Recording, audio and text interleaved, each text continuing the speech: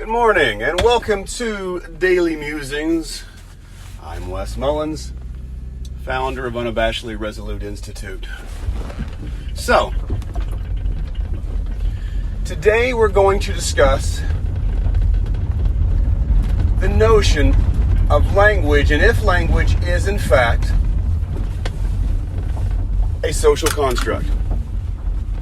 Now,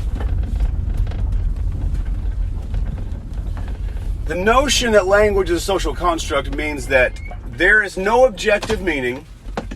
It is the concept of linguistic relativism, meaning that words only have meanings because humans perceive and project meaning onto the symbols or the etchings or the verbal intonations. That's called speech.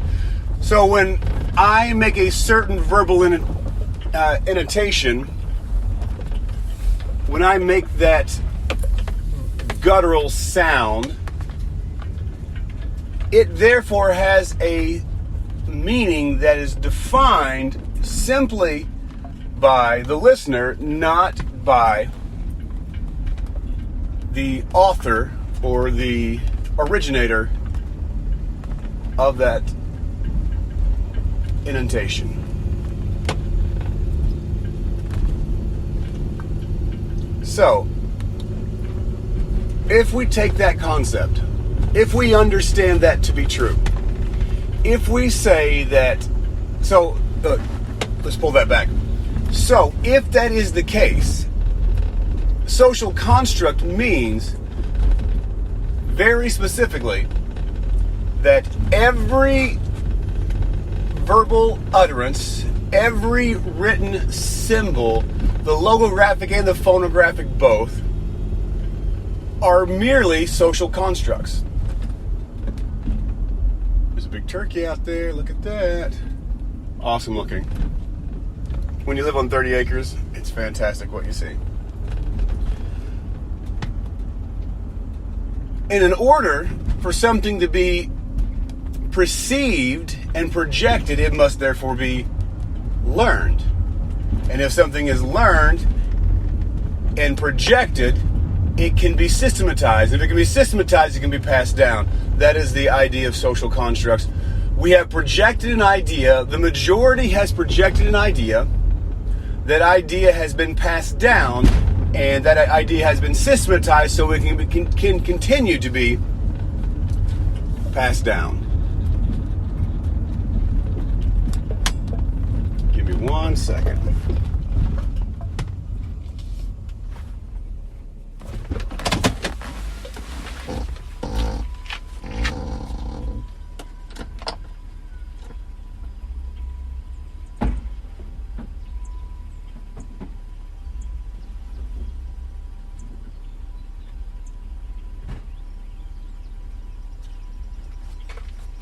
Sometimes you gotta take the trash out.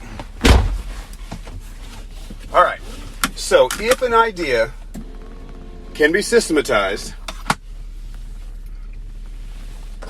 and passed down, it therefore becomes, in a sense, what we would call canonized, right? It would be canon, it's part of the canon, it's part of education.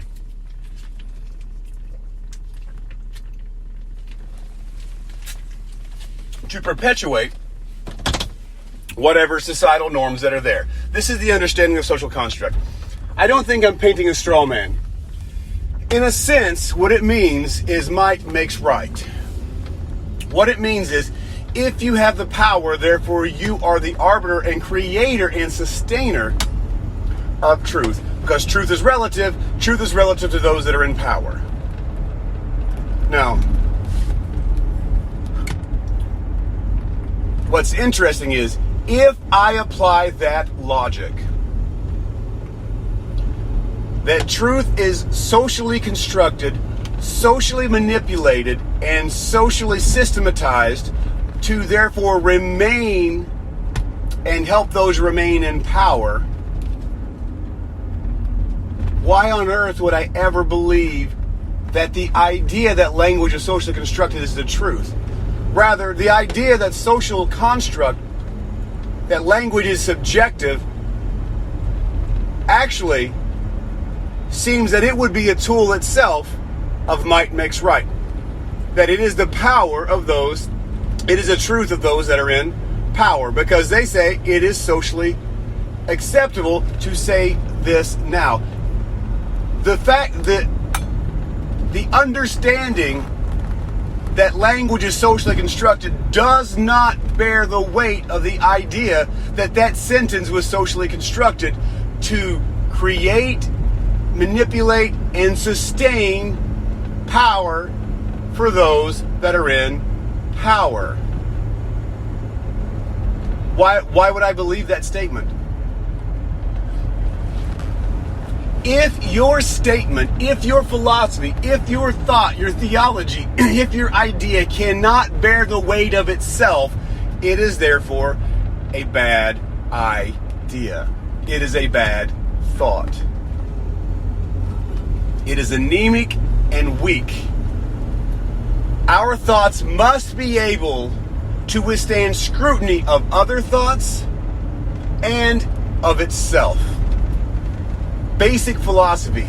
If you make a proposition, that proposition must be able to be proved true by the evidence and conclusion of the proposition.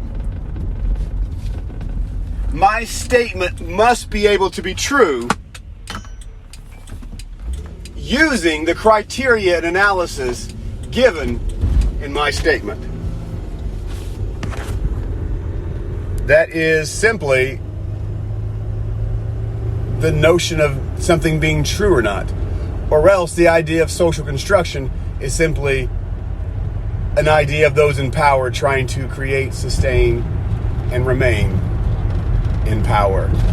And it's not a truth statement. It's not a truth claim. It is speaking power and claiming it therefore to be truth.